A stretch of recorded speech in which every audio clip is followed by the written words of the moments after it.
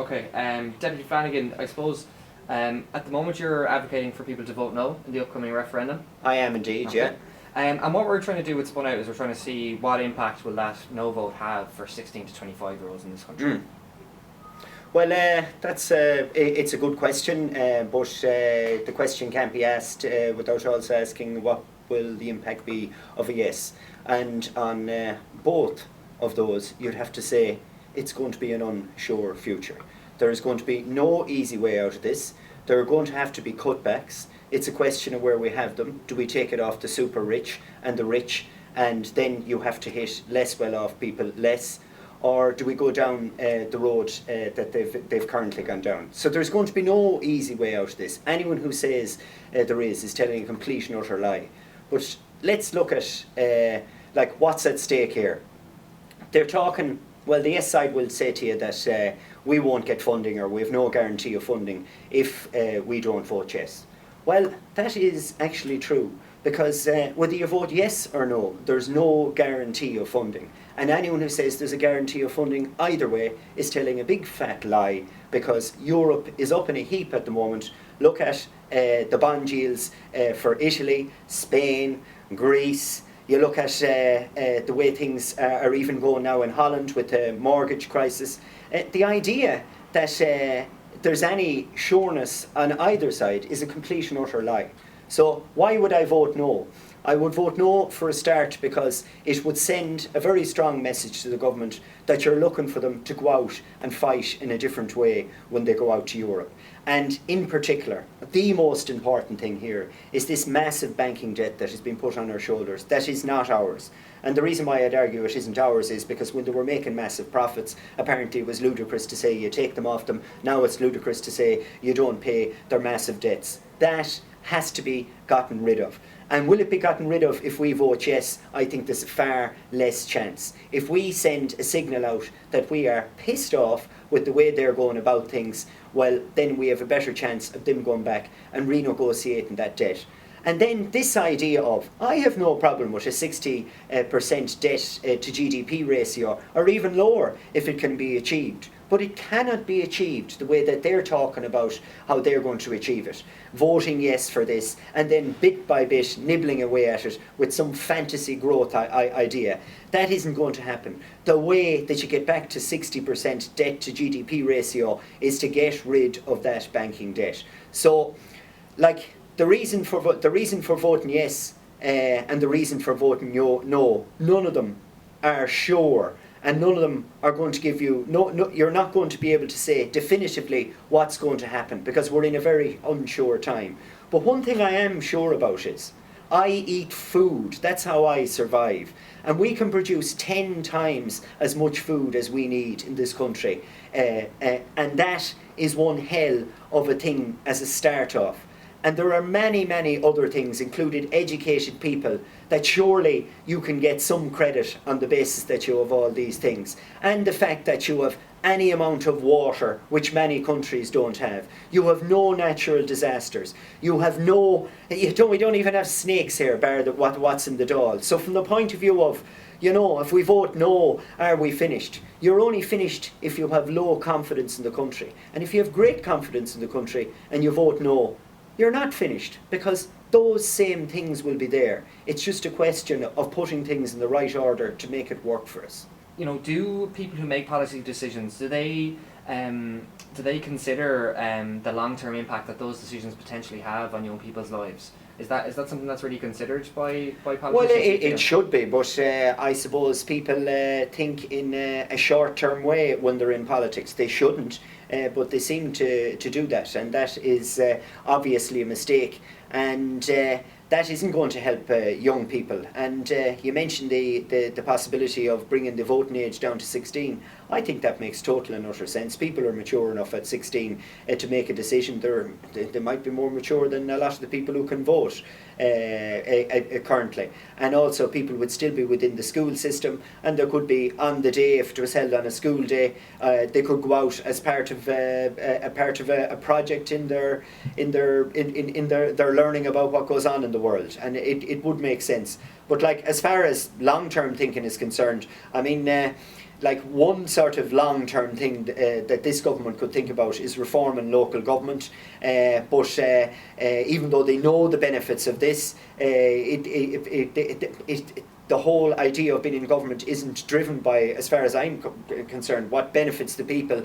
It's what benefits them, and they will never reform that because they've been out of government for so long that now they're in there, they want all the power up here, so they'll never devolve it. So they're thinking of now, oh, we have the power now and we'll use it because we were so long without it, and never mind the long-term effects. Unfortunately, politicians don't think long-term enough, and they should. Shouldn't just be thinking about the next election. And actually the population, whether it be young or old or middle-aged or whatever age you're talking about, they are actually intelligent enough if you do tell them the truth and tell them straight, and they actually appreciate it.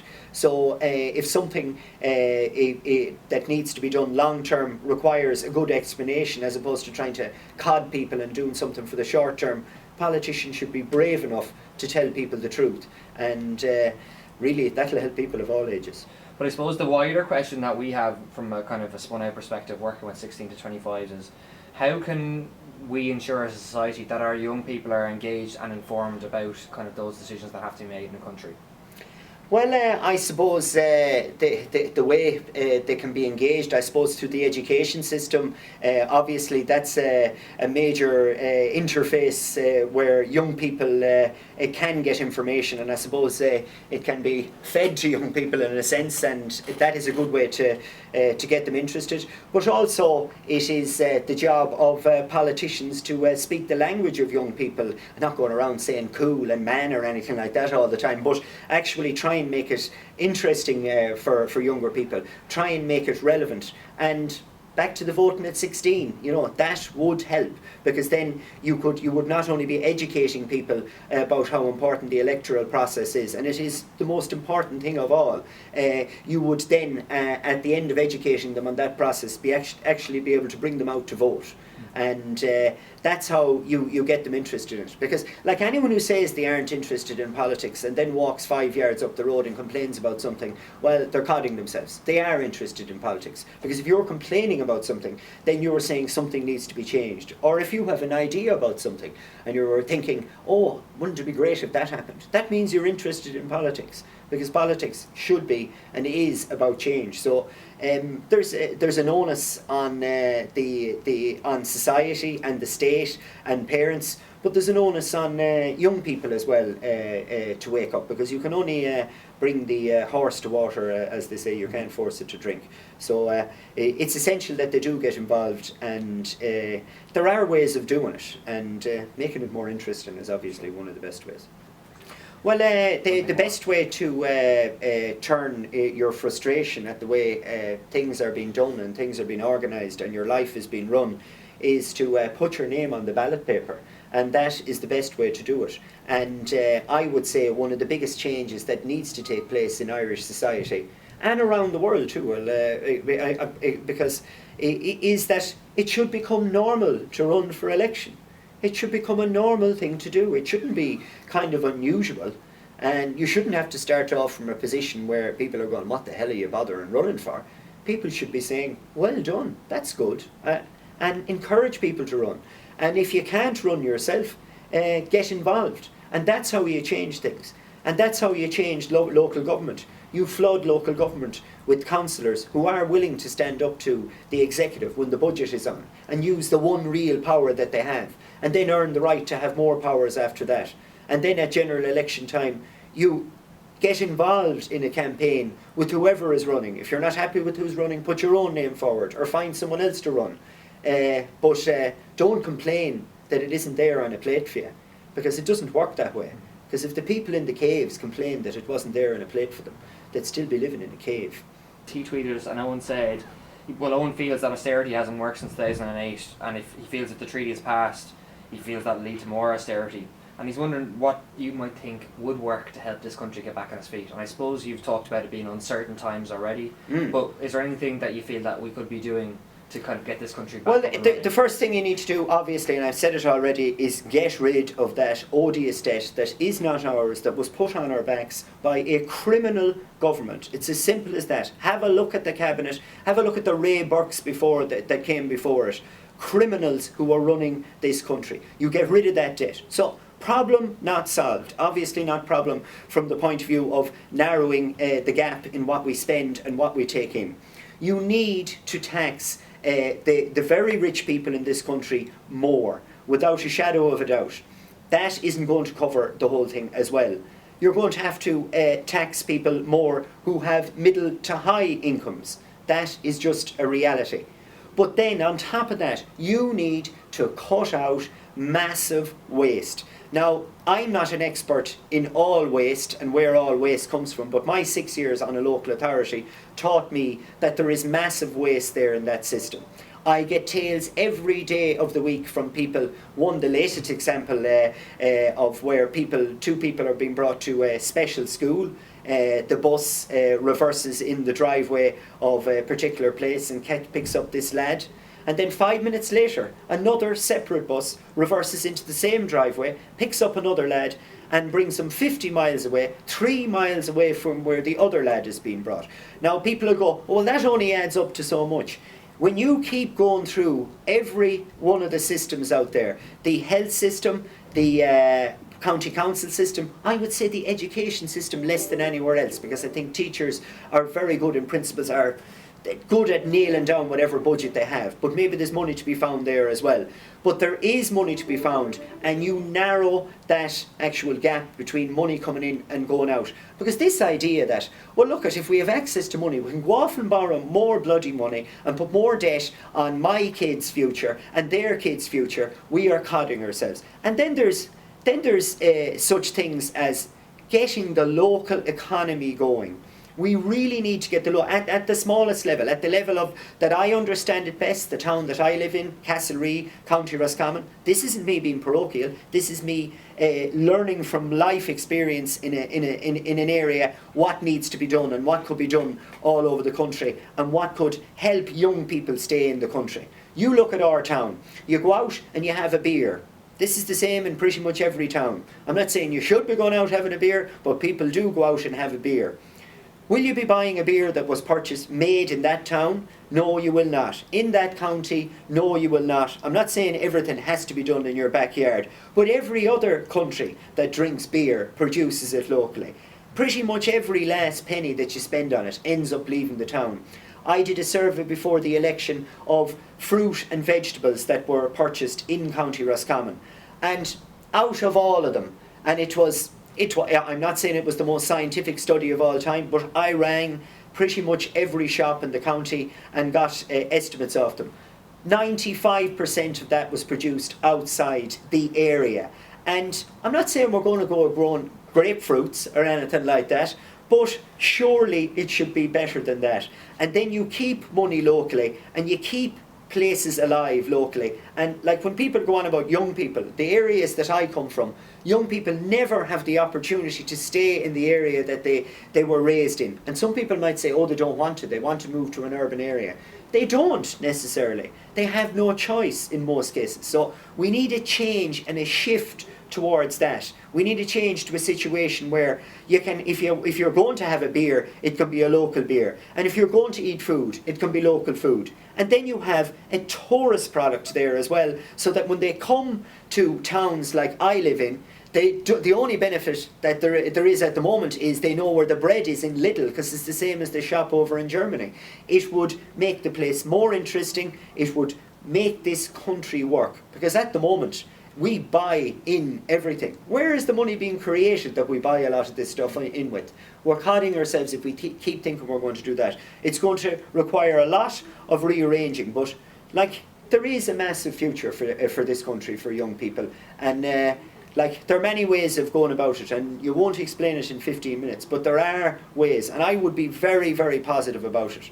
And going around as the government are saying, if we don't sign up to this, and we need access to the markets, in other words, we will, because we'll need another bailout, that we're finished. Sure, what sort of a signal does that send out? Telling people pretty much we're finished. We should be telling people that whatever comes, either way, we'll be bloody well all right, because we're in quite a good position in this country if you have a bit of perspective and look at what's around you, you know. Second last one comes in from Jimmy on Twitter. And he speaks about the ESM. So if there was a yes vote and Ireland signed up to the European Stability Mechanism, that would require billions of money to pay into it as well from Ireland's point of view as well. So he's wondering, where would we get that money if it was passed, and if it wasn't passed, where would we get the money to fund our services? And I know you've kind of touched on that a bit already. Well, I mean, where will we get the money? Where will we get the $250 million that we have to put in straight after it's set up? Where will we get the next $250 million 6 months later? I mean, it's tooth fairy economics, It's kind of hoping things will be all right, and they will be all right. They won't be all right going about it that way, because where will this money come from? Okay, we need to put in, I think, about $1.5 billion initially, and then we have to put in the rest when there's a crisis. When there's a crisis, where are we going to get the money when there's a crisis? When there's a crisis, there'll be a crisis in Spain and Portugal and Italy and all over Europe. And it's at that point then we'll have to find all this extra magical money. It is an absolute and utter joke. And even then, if they find the $700 billion, it won't be enough. So, where will we find it if we vote no? Well, it isn't simple either. But I tell you, it's a bit more realistic than saying the other one is going to work. It's not going to work. It is. I really. You have to wonder what's going on in their heads on this one. Are they just wishing that this will go away? How is it going to work? Whatever about putting in the 11 billion, trying to bring it back to 60% GDP to debt ratio. The amount of money you'll have to take out of the economy in Ireland and in Europe, and out of the shops, and out of the carpenters' pockets and the painters' pockets, or the creches pockets, or you're just closing the whole thing down. Sure, that won't work. That's the route that they're talking about taking, And I don't, as I've said already, I don't fall for the other notion that money is going to fall from the sky as a solution if we vote no either. But what they're asking us to vote yes for is, I don't know, to me it doesn't make sense. And that isn't even going near the whole idea of sovereignty, which seems to be a bad word anymore. And when I talk about sovereignty, I don't mean the sovereignty of a nation. I mean the sovereignty of an individual. I mean the sovereignty of a town and groups of people to decide on their future. And voting for this will take power right into the centre, to unelected people, to people in the European Court of Justice, which to me doesn't make sense. And I am baffled when you think of what people fought for. You hear about it loads, and people belittle talking about what we fought for. But we fought to be free, and we fought to govern ourselves.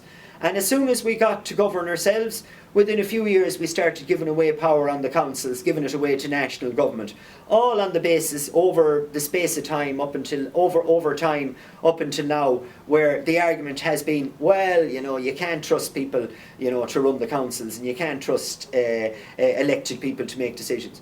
Now we're saying, we can't trust national governments to do it, so we'll put the power even further away from the people. And you're saying that people don't have the right to have a say in their future anymore, and this is going to be forever and a day, as Angela Merkel says. Sure, how can that be a good thing? That can't be a good thing. Power should rest as close to the people as possible. Jack emailed us in, and he has noticed that a lot of the big employers in the country are advocating for a yes vote, and he's wondering if there's a negative to this, or he's wondering why they're advocating for everyone to vote yes. Well, there's definitely a negative to it for the no side, because it can be thrown at the no side, you don't care about jobs. But I know plenty of small business people, as in a person who lives in the house that's attached to my house is a business person, and as far as he's concerned, the sooner we cop on from going out there borrowing money that we can't pay back, and we'll never pay back on top of all the other debt, the better. And many other business people are saying the same thing. We might have big business and some of these organisations coming out saying, well, it supports jobs. But at the same time, you go into the shops around where I live, and you explain to them what it will mean in money taken out of the economy to follow these rules without any default on this debt.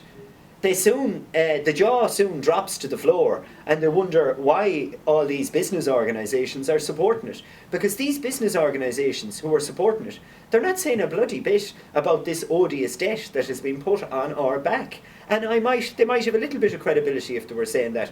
And there is this thing as well of, and I've said it a few times in a few debates, and actually I said it in a debate last week in the Dáil, in relation to this idea that you're somehow superior in talking about this issue if you're running a business, or if you're running a business. No, that isn't necessarily the case. And there were people who were business people, like Michael Fingleton, who we were all listening to for a while, and that didn't exactly work out that well. I've ran a business myself, and I got out of running a business because I wanted to get involved in politics. So should my opinion be any less because I decided I wanted to be involved in politics? And I'll probably be involved in business again before I'm out of politics. But that doesn't make me any more inferior or superior in this argument. And there is a kind of a thing like that out there.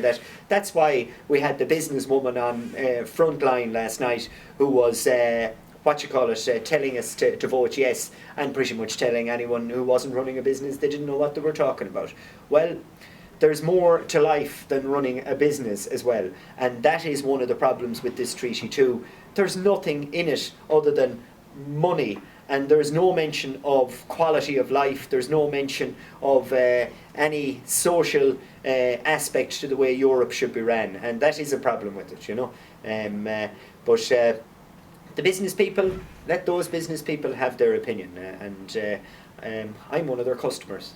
And what's that saying? The customer is always right, so they should be listening to us. 16 to 25 is around the treaty, around the referendum, anything at all that you want to add? What I would say to them is they should organise instead of emigrating. And they should organise the future of this country and get involved in politics. And they shouldn't leave. And they shouldn't let this government off the hook, like we've let successive governments off the hook by leaving. And I know the immediate answer back to me is, well, there's nothing here. Well, the only reason why there'll be nothing here is because you don't believe in the place. And not enough people do believe in the place. My message to those people is to stay, run for election and take over this country with people who want to change it. That is what you need to do. Do not leave. It suits them too well.